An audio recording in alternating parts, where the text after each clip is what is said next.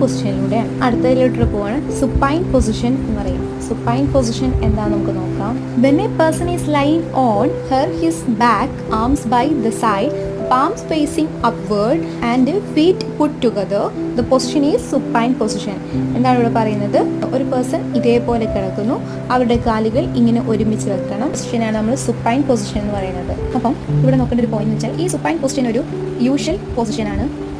Position നമുക്ക് എന്തിനു വേണ്ടിയിട്ടാണ് യൂസ് ചെയ്യുന്നത് വെച്ചാൽ നമുക്ക് എക്സാമിനേഷൻ ഓഫ് ചെസ്റ്റിന് വേണ്ടിയിട്ട് പിന്നെ അബ്ഡോമിന് വേണ്ടിയിട്ടൊക്കെ എന്ത് ചെയ്യാം ഈ സുപ്പൈൻ പൊസിഷന് യൂസ് ചെയ്യുന്നത്.